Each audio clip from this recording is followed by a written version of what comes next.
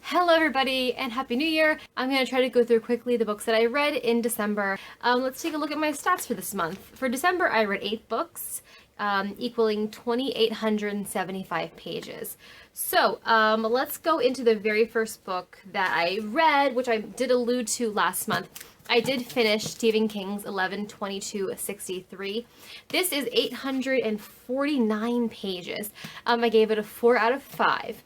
I thought it was a really cool premise. I thought it had great characters, really great pacing for how big it was. I got through it pretty quickly, I think.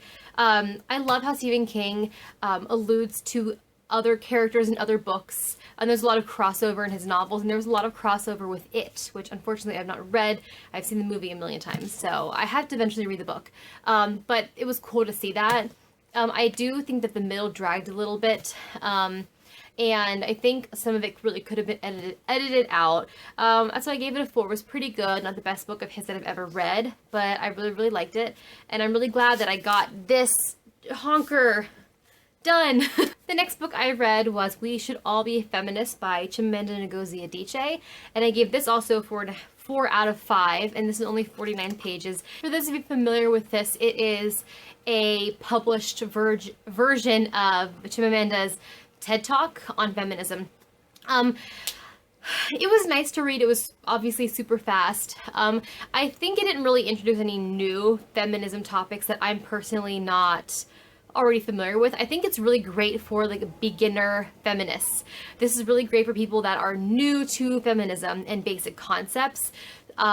So because it really didn't challenge me in any other ways, I didn't give it the full 5, but I gave it 4 because it was totally fine and definitely important for people to read and to know and to understand. So I also read Aristotle and Dante Discover the Secrets of the Universe by Benjamin Elier Sands, and I gave this one a 3.5 out of 5. It was 359 pages.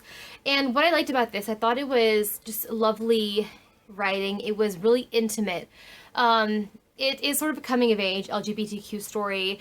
The characters, it kind of seems like there's some sexual tension, but then there's not really a romance at all with them. It's just sort of them flowering in learning about themselves and their sexuality. But for not being a romance contemporary, it was one of the most intimate books I've ever read, just with these two characters relating to each other personally. I thought that was beautifully done. There wasn't really much plot. It was just kind of a lot. You're reading for the atmosphere and for the coming of age. So it was a very nice book, but I only gave it a 3.5. I also read The Sun Is Also a Star by Nicola Yoon, and if you take a look, I have a little signed copy. How exciting. This one I also gave 3.5 stars to. It was 348 pages, and I kept saying to myself, this is just like Nick and Nora's Infinite Playlist with diversity. This is a really big book right now. For those of you not familiar, it is about it takes place over the course of one day. A girl and a boy meet. They're both at a major point in their lives, and they both happen to meet each other during this time for both of them. I think that the ending was sweet, if not a little predictable. The writing wasn't like super stellar. I think I liked her writing better in Everything Everything. The characters in this were kind of a little whiny and unlikable at times. I think that it's very cinematic. I felt that it would make a really good movie, and I've heard other people say the same thing. So I read that. Glad that I did, and I'm glad that I got myself a signed copy. Hold on, where is it? Look at that. I nabbed this at Target, but I'll talk more about that in my December book haul. The next book that I read, it was an ARC. I got a copy of Love at First Sight by Josh Sundquist, and I don't know how much you're going to really be able to tell. I don't have a physical copy of it. I unfortunately only gave it 2.5 stars. It's 288 pages. It is about an adolescent boy who's blind from birth, and he gains his sight through like experimental surgery. I think that obviously I think there was an obvious amount of research on the author's part, which I do appreciate, of stories of people that have regained sight through science. And I like that he wasn't just able to see and he knew everything. I mean, there's a lot of that sighted people don't really understand when it comes to regaining a sense like that. So I think that he handled that very well. The twist was really obvious. There's a obvious twist in there. When you read, when he opens his eyes and he sees something in the world, it's pretty obvious the way it's written throughout the book. I think that it wasn't very believable. I don't think that the characters are very believable or even that likable. There was a lot that was just really over the top and overreactions on characters' parts. They were really, like, they were caricatures, they weren't characters. And then it almost felt, I know that John Green is one of Josh Sundquist's inspirations, but it felt really almost too John Greeny to me. There's a lot about it that just seemed John Greeny. And I think that that could have been pulled back a little bit so his own style could have really come through. So I'm kind of upset that I really wanted to love that book because I really love Josh Sundquist. Like, he's a YouTube personality. But I only could give it a 2.5. Sorry. Okay, so the rest of the video will have to be done with my youngest, because she was getting really antsy and was mad that I was not in the room with her. This is Thora Jane, and we're gonna talk about the last 3 books together. So hopefully she plays it cool and I can get through it. Okay, so I'm gonna go ahead, hopefully you can see it. I read The Couple Next Door by Sherry Lapina, and I gave this one a 4. It was 320 pages. It is about the kidnapping of a couple's, like, 10-month-old daughter. She's an infant. It is, so basically it's the family unraveling what the heck happened to their baby. There's a lot of twists. I think the ending was too neat. It was too wrapped up. Like, it wrapped up in like 5 pages, and it was, and then when it wrapped up, it was like whiplash. It was too much, too fast, and I still am like, I don't really even understand how. I know what happened. I know who done it. I know how it ended, but it doesn't, like, anything that happened to get to that point confused me. And I read it carefully, but it was just too much at the very end, like, all of a sudden. And so the ending is just a little unclear to me.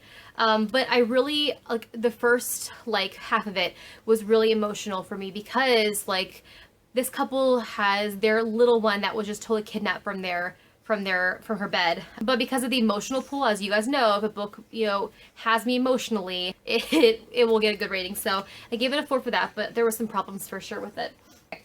I read Only Ever Yours by Louise O'Neill, and I gave this a 3.75 out of 5. This is a 406 pages.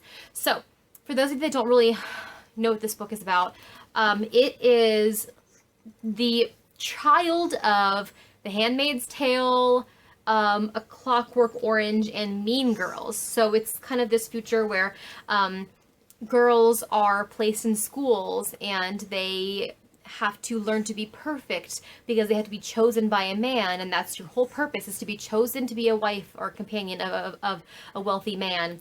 So I really could have done without the drama part. Like, a lot of it, when I say it's like Mean Girls, there's a lot of just cattiness in it, and I know it's supposed to highlight the fact that the women are so focused on just being a wife of somebody someday, and it's this competition, so they're going to be as catty and as possible to each other, try to sabotage each other. But I just really could have done without that. The sections that really focus on the culture and society, and just the day-to-day of the people in this society, that was where the book, I think, really shined.